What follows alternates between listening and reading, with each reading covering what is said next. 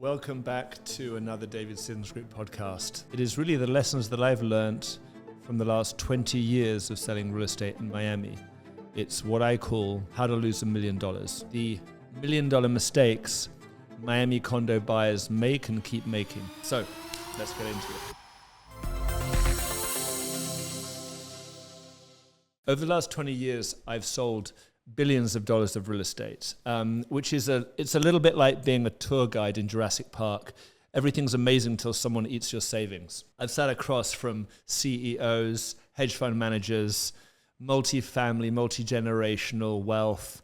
I've sat with first-time investors, long-time investors, and everything else in between. And I've observed a lot of people make money, and I've also observed when people have come to me when they've lost a lot of money.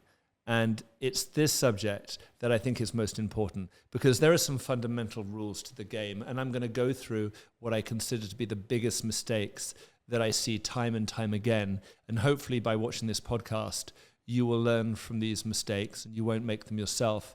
And I can save you a considerable amount of money and pain.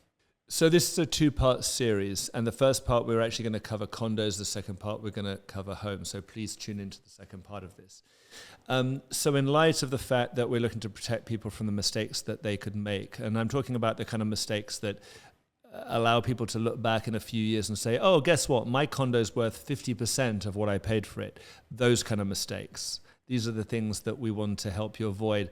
And the upside, as we have with many clients, helping them look back at their investment and say, wow, my property is worth double what I paid for it. This isn't theory. These are real lessons that I've learned every day, and they apply today as much as they applied 10 years ago and 15 years ago. Point number one, buying the wrong building in the wrong location. Well, location is everything. That's the first rule. And I know this sounds so obvious, but what do I mean by the wrong location? Well, if you are going to build a building which is going to be espoused as a very, very high level product, and surrounding you, all around you, is very low level, low quality condos with no sign that they're going to improve or the demographics going to shift, uptick, or massively change, you are going to be surrounded in an environment outside of your building that really has nothing to do with the type of residence that you will have. And I've seen several buildings come up through Miami where they did a great building in the wrong location. Perfect example. Thousand Museum, great building, wonderful amenities, superb views, excellent floor plans, but a building that lost value. Why did it lose value? Why did it go down? Simply put, the people in that building could not long-term appreciate the surrounding environment because it didn't improve at the pace that they anticipated it would. So much of the renderings that you'll see that developers propose when they're selling product shows you a beautiful scenery, great cars on the street, everybody looks like they come straight out of a catwalk show. And then you actually go to the neighborhood and it doesn't look like that. And the selling agent will say, yes, but in a couple of years, it'll all be different. It's changing so fast. Miami's changing so quickly. Yes, it's changing, but cities don't change that fast. And the demographic doesn't do a full 180.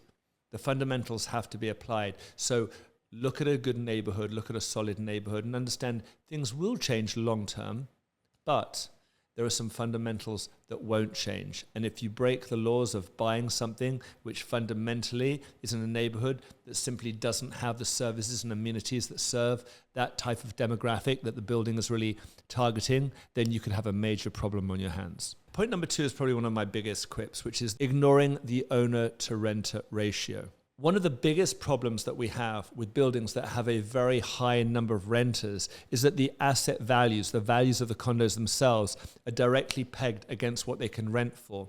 And when you're not getting the rental income that you should or that you hope to get, either because of the economic forces at play, inflation and other variables, or maybe there's an introduction of a lot of new similar buildings, just like that building, where renters are going to suddenly have 2 or 3 times the optionality that they had in the first place, you're going to be in a position when the value of your condo could go down. I have seen numbers of people come over in the last 3 cycles in Miami where they've come into the urban core, mostly the urban core, and they've seen a new building come up, and everybody's rushed in to buy a unit, and they've bought 3, 4, 5 units, and all their friends have bought units, but they're all foreign nationals. No one's actually living in the building. They buy them, they rent them out. It's almost a vanity process of, hey, I own a condo in Miami.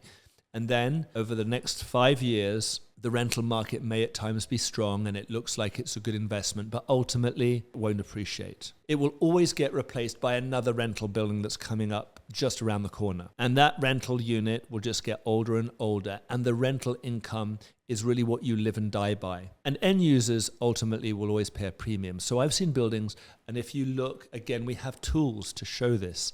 You don't even have to take my word for it. As you listen to this podcast, take some time to browse through Condo Geeks, a tool that tracks the performance of all the condos in Miami over the last 25 years. The great thing is that you can actually see these buildings that were rental buildings from the beginning, and you can see the values and how they changed or didn't change, as the case may be. At the same time, you go to buildings that are of a primary nature where people live all year round and look at the appreciation of those buildings. Look at Park Grove in Coconut Grove, which in many cases has gone up more than 200%. 250% in some cases. At the same time, buildings in Brickell that actually are worth the same today than they were 10 years ago. They haven't moved much at all. So really be cognizant of that. The third point, when you're buying in a building, buying the wrong line.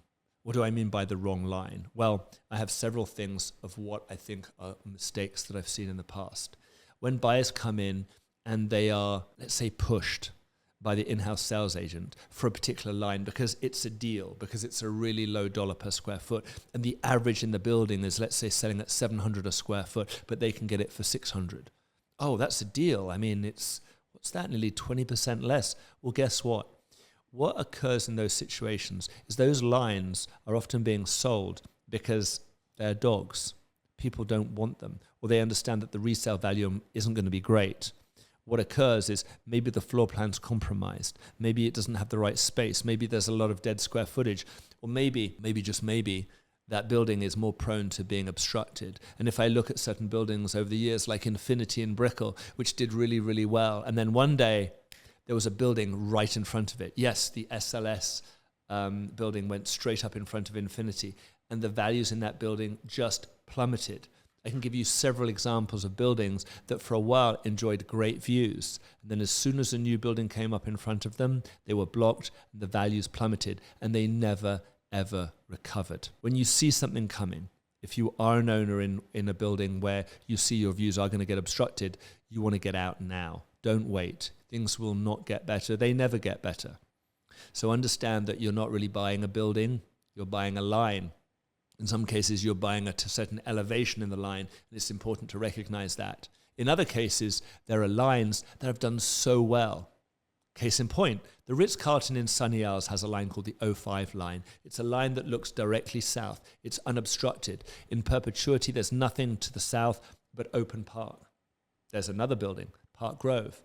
I'll mention that a lot in this video. The A line, Tower 1, unobstructed. A record-breaking unit, a line that simply can't be replaced because it will remain protected. Continuum, south of 5th, the south views overlooking the cut can never be obstructed. I'll give you one more, 87 Park, the O2 line. The O2 line looks south over the park. You get ocean view, you get views to the south over the park and the city. You can either get intercoastal views as well, where you can look to the west. That line will never be obstructed, and for that reason it'll never be replaced. It can never be replicated, and it will keep appreciating as time goes on. Point number 4, probably my favorite, branded condos. This is specifically a characteristic of Miami. This glittering city that we have, which is very sexy and alluring, very attractive, and maybe one of only 2 cities in the world where we see branded condos really come out and play in great numbers. But there comes without a great risk. And I think what's important is understanding the truth behind the brand that you're buying. Now, to be clear, there are some brands out there that I do believe are absolutely legitimate, but I think it's important to understand what branding has become in this day and age. And one thing that I've seen is the art of misdirection in branding. Now, when you get into a brand, you've got to understand the relationship between the brand and the developer. it's the developer who's building the building, not the brand. And obviously sometimes the involvement of the brand is very intertwined, and there's a real direct relationship about quality control, about service, and everything else in between. Sometimes it's nothing more than a flimsy licensing agreement.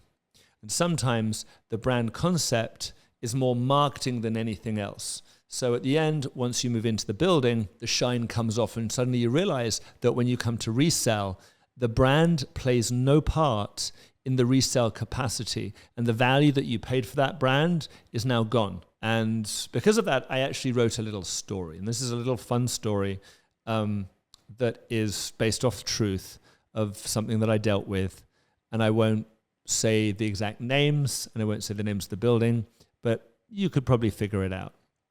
So there's a man, let's call him Chad. And Chad makes a killing flipping NFTs and decides it's time to diversify his portfolio. So he jets into Miami with his SPF 50 and his Birkin, and he starts condo shopping. But not just any condo. No, Chad doesn't want just a place to live. He wants a lifestyle asset. Something which is fancy in a way of saying that he wants his property to flex harder than his Instagram captions. And he enters the branded residences. Now, these aren't buildings, these are experiences, these are identities. This is the new paradigm of curated living. What the hell that means, I don't know. But Chad eats it up. Oh my God, it's a Lambo building. Now, let's talk about the great con, because here's the thing that no one tells Chad. The brand does not build the building. The developer builds the building. The brand just sells the illusion.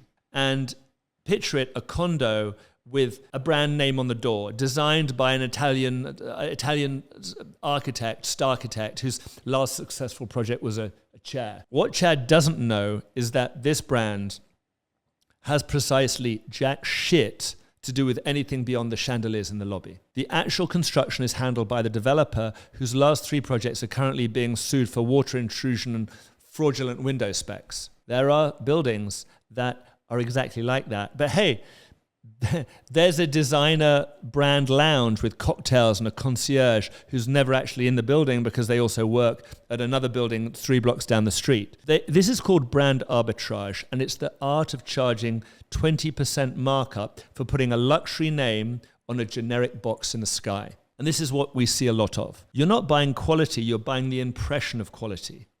It's like paying $12,000 for a Supreme brick and being surprised that it doesn't actually heat your house. The fast forward, the fall is 2 years ahead. Chad's unit's finally delivered. The brand has long since moved on to launching a perfume line or so collab with an AI influencer in the metaverse, while Chad's investment is worth less than he paid. Why? No one wants to buy resale in a condo across the street where there's launching a Rolls-Royce residence with virtual butlers and NFTs of Winston Churchill in swimming trunks. Because brand saturation means that everyone in the neighborhood now lives in something branded. When everyone is branded, then nothing is branded and has no value anymore. It's not a rarity. And because rental returns suck, HOA fees are absurd, and the experience mostly involves waiting 35 minutes for your Uber because the valet guy disappeared. The floor plans must work. If the floor plans don't work, if the quality of materials isn't there, if the developer and the brand aren't properly intertwined, you just end up with some very expensive Versace pillows. So what we've learned here is look closely at the brand. Don't just assume because there's a great brand that it does well. There are a number of buildings, again, go to Condo Geeks, take a look at the buildings' performances over the last 10 years, and you will see some branded buildings that were big names did not do well. Don't drink the Kool-Aid. Let's move on. Point number 5, and this kind of colludes to all the other points when you get into condo buying and really around new construction. Don't go in without representation.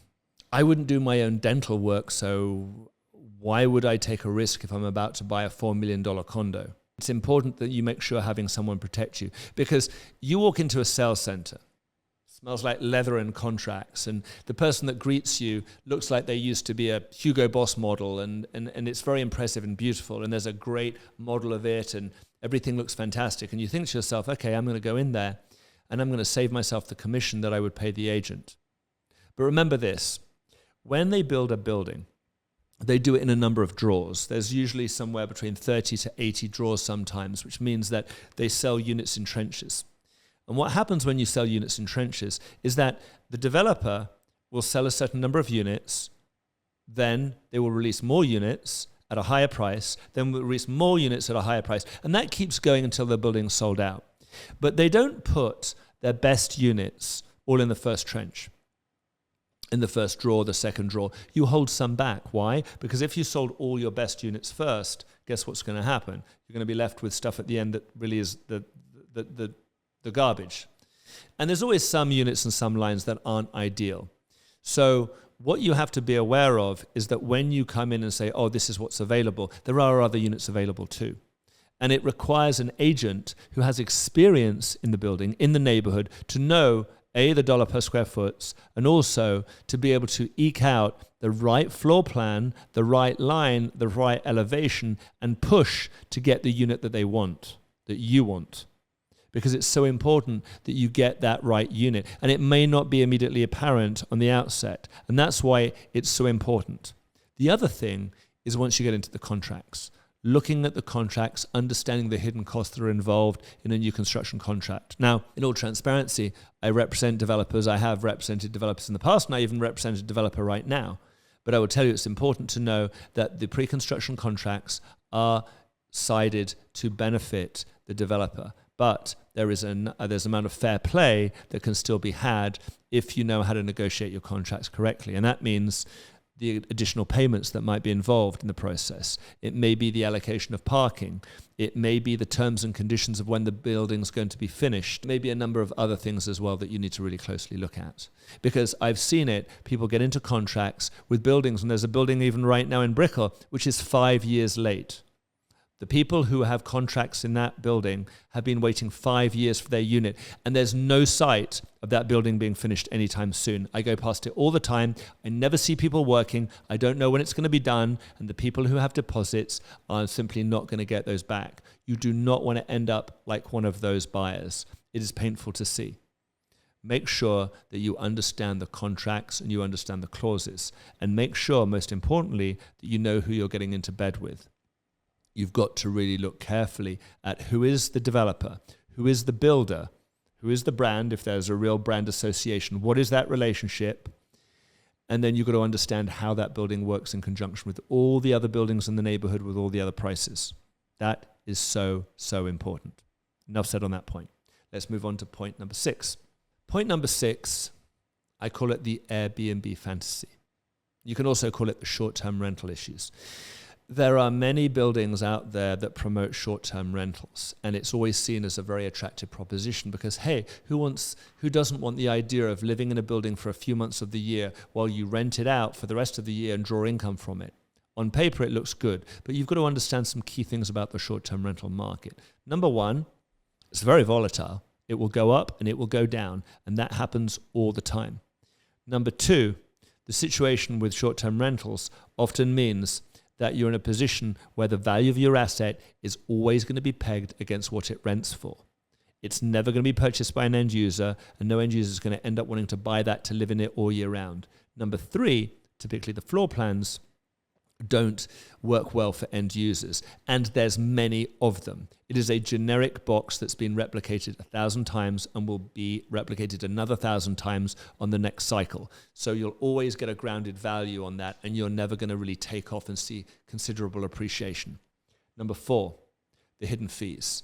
The HOA fees, the taxes, and other costs by management companies handling your short-term rental are surprisingly a lot higher than they are on a normal 6-month or yearly lease building. Number 6, the quality of the building, the quality of the demographic. Who you're surrounded by is massively important. And with short-term, it's as you would imagine, these buildings get pretty beaten up. They don't get well looked after, and as a result, they lose their shine pretty quickly. They look really attractive on the paper, they look really attractive in the brochures, but after they've been open for a few years, they start to look tired very, very quickly. And if you look, the other challenge with the short term is that laws change. The Airbnbs got outlawed in many, many places throughout Miami, and they became a major issue for people who are left with units that they could no longer enter into the Airbnb system. And that problem has played out over the last few years. And for that reason, I see one of the biggest mistakes and I see major losses where people go out and they buy Airbnb properties, condos or homes. Point number 7, buying a condo based on bedroom count rather than livable square footage. This is really important. Over the last years, 15 years, I've seen a number of buildings pop up and they would push, oh, this is a 3-bedroom unit, and they would squeeze it into 1,500 square feet. It doesn't work. The spaces have to be fair and reasonable to work for an end user. For you to buy a condo, whatever building you buy, whatever unit you buy, make sure that the square footage and the bedroom count works in conjunction to make it livable for an end user, which means the closets need to be a good size. The bedrooms need to be a good size. A bedroom that's a 9 foot by 10 foot is too small. A closet that's 5 foot by 4 foot is too small. Make sure that you have the right dimensions, because I've seen buildings. In Brickell, there was a building where I saw units being touted as 3 bedrooms and 1,650 square feet from the developer. The end result is that that square footage wasn't 1,650 square feet. When it was recorded by the city, it was down to about 1,500 square feet. And those 3 bedrooms were completely unlivable, and they became impossible to resell. So make sure that you get the right square footage and you do not buy something that's too small. Point number 8. Selling too late or too high. Often I see this where people will wait for the market to bounce back. It's often a delusion. Once a unit is labeled as a dog, it's almost always a dog and it rarely recovers. Sellers don't price according to comps, and timing ends up polluting the buyer psychology and dragging down neighboring sales. It's very important to not try to catch a falling knife. If you leave it late because you think, oh, the market will recover, I rarely see it recovering when a building's been, I say, blacklisted in the minds of the buying pool, and they see it as a dog. It rarely comes out the other end, and it takes years just to get back up to the original number that we were looking at. My next point, which I guess is point number 9, is failing to read the fine print. And this kind of goes hand in hand with having representation when you go into buy a pre-construction condo. But I'd also say the same when you actually get into buying a condo, or any condo for that matter of fact. Reading the fine print means actually paying attention to the contracts and paying attention to the conditions of the building, the HOA fees, are there assessments, what are the disclosed and undisclosed minutes of the building. I've seen a number of people come into a building in the past, call me afterwards, not when I sold them the unit, but they were buying it with someone else, and say to me, I suddenly discovered that there's a major assessment that I'm going to have to pay, and I didn't see it coming. I've just discovered that they've closed the tennis courts and the pool to repair. I didn't see it coming. Understand what that building is going to function like another year or 2 years down the line. Understand these variables. You can get that information if you dig deep enough and you look closely enough at the contracts and you're aware of the terms and conditions. A lot of people don't. They gloss over it because they don't have good representation. That also means having the right attorney. We have very good attorneys that we work with at the David Siddons group.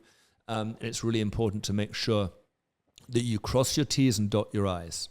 And finally, point number 10, and this wraps it all together. Ask the right questions. Ask the right questions to the developer, ask the right questions to the agents, ask the right questions to the homeowners association, ask the right questions of what's going on in the neighborhood. There's a lot of due diligence in this process, and I think that very few professionals research as much as they should, are as well versed in the market as they should be, and they're relying on the gloss and the sexiness of the Miami lifestyle to win them through.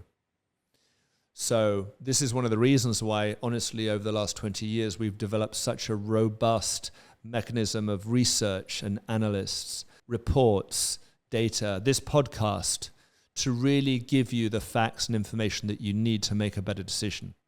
I hope you enjoyed this podcast, and I hope you stay tuned for my second one, where we unravel and unwrap the housing market and the biggest mistakes that I've seen in that area for the last 20 years. Thank you for watching.